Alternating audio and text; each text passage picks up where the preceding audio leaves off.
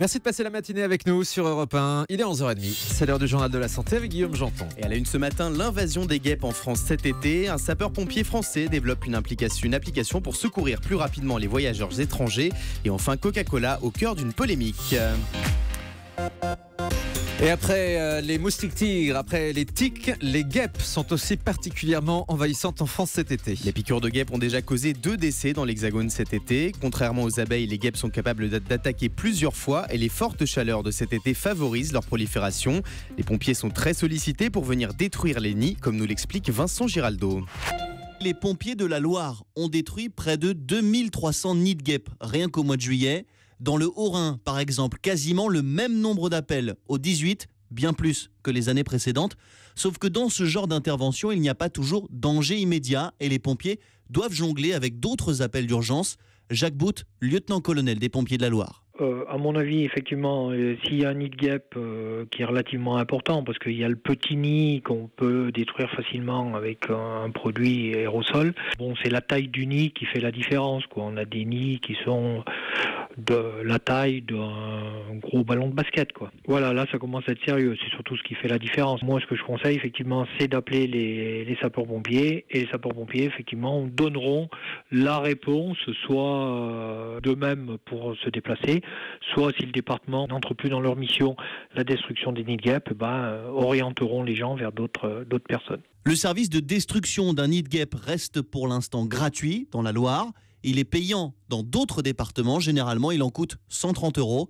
En revanche, n'hésitez pas, si vous êtes allergique aux piqûres de guêpes, là, les pompiers interviendront. Et Gérald Kerzek, il y a plusieurs degrés de gravité pour la piqûre de guêpe. Surtout 3 critères de gravité. 1, c'est une blessure qui est localisée, une piqûre qui est localisée dans la gorge parce que ça va gonfler, que vous soyez allergique ou pas. 2, ce sont les blessures, les piqûres multiples. Par exemple, un essaim, plusieurs piqûres parce que la quantité de venin, de toxines va être importante et vous risquez un choc allergique. Et le 3e critère de gravité, c'est que si vous avez déjà fait une allergie, il ne faut pas traîner, il faut appeler le 15 ou le 18 rapidement. Au passage, l'aspi-venin ne sert à rien et regardez toujours dans vos canettes, vous savez, avant de les porter à la bouche, s'il n'y a pas une guêpe qui est à l'intérieur. Oui, parce que elles sont attirées par le sucre. Exactement. Et si vous faites piquer malheureusement au fond de la gorge, vous appelez le 15 rapidement. Vous pouvez sucer un glaçon, ça diminue l'œdème et ça permet de ralentir un peu l'inflammation. Bon à savoir. Un sapeur-pompier français développe une application pour secourir plus rapidement les voyageurs étrangers. Cette application s'appelle Trad 112 et elle peut traduire 14 langues. Le but, permettre une intervention plus rapide et plus efficace des secours pour les blessés étrangers. La semaine dernière, cette application a par exemple permis à un ambulancier de détecter une fissure à la horte chez un passager espagnol. Une solution jugée efficace par les aéroports de Paris qui vont équiper dès la rentrée toutes les personnes amenées à prendre en charge un blessé, à savoir les secouristes et les médecins. Et on parlait des canettes, on va y rester puisque le leader mondial du soda, Coca-Cola, se retrouve au cœur d'une polémique. Une enquête du New York Times révèle ce matin que le groupe Coca-Cola aurait financé lui-même une étude scientifique dans le but de redorer l'image très controversée des sodas. Cette étude affirme que les problèmes de santé comme l'obésité seraient uniquement dus au manque d'exercice physique et non à la consommation de ces sodas. La marque a quant à elle démenti toute volonté de vouloir biaiser les recherches de cette étude et elle affirme être totalement transparente sur les activités qu'elle finance. Un photographe de mode met en valeur les personnes atteintes de maladies génétiques. Après avoir shooté des personnalités comme Cindy Crawford, Rick Guidotti a décidé de photographier des dizaines de milliers d'individus victimes de maladies génétiques pour sensibiliser le grand public. Sur ces photos, on aperçoit par exemple Sarah qui souffre du syndrome de Sturge-Weber ou encore Grace atteinte de trisomie 21. Dans un entretien au Figaro, le photographe explique qu'avec ses clichés, il tenait à montrer tous les types de beauté.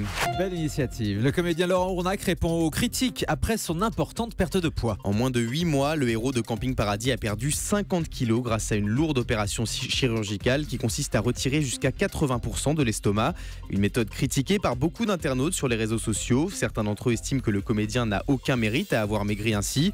Dans un entretien accordé au site Sudinfo, Laurent Ournac a répondu à ces critiques avec ces mots : « La vie des gens, c'est le cadet de mes soucis. Certains disent que c'est trop facile de se faire opérer pour perdre du poids. Je les emmerde. » Laurent Ournac rappelle que cette opération irréversible a changé sa vie. Il a subi une sleeve gastrectomie gastrectomie, c'est ça, docteur Gérald Kierzek? Une gastrectomie, c'est-à-dire on ampute une partie, on enlève une partie de l'estomac pour pouvoir réduire la taille de la poche gastrique. Et donc du coup, si vous avez un estomac plus petit, il sera rempli plus vite. Et donc la quantité du bol alimentaire, la quantité d'alimentation, ça réduit l'appétit et ça réduit la taille de ce qu'on peut absorber. Avec des résultats spectaculaires, hein, quand on voit les photos de Laurent Rournac, hein, plus de 45 kilos, 50 kilos perdus. Et donc forcément des critiques. Et vous l'avez dit, il a répondu avec ses mots à lui sur cette perte de poids. La consommation d'oméga 3 réduirait le risque de développer une schizophrénie. Les chercheurs australiens ont donné des compléments alimentaires à base d'oméga 3 à un groupe de 41 personnes âgées de 13 à 25 ans et susceptibles de développer des psychoses, et un placebo à un autre groupe du même âge et présentant les mêmes risques. Le résultat de cette étude, seulement 10% des jeunes du premier groupe ont développé une schizophrénie dans les 7 années qui ont suivi, contre 40% pour ceux du deuxième groupe. Les chercheurs estiment que ces conclusions sur les effets des oméga 3 offrent l'espoir d'alternatives au traitement psychopharmacologique chez des jeunes à risque de développer des psychoses. Les oméga 3 sont des acides gras essentiels qui permettent le bon fonctionnement du cerveau. On en trouve notamment dans les poissons gras comme le saumon, les noix ou encore le colza. On termine avec le chiffre du jour. 1000, c'est le nombre de calories que permettrait de brûler un nouveau type de vêtements au Canada, des semelles réfrigérées qu'on met dans ses chaussures de sport ou dans ses baskets de ville. Le principe de ces semelles, qui s'appelle Thin Ice, la glace fine en français, elles sont équipées de récepteurs qui refroidissent des parties stratégiques du corps. Un procédé qui permettrait donc de perdre plus facilement du poids sans faire de sport.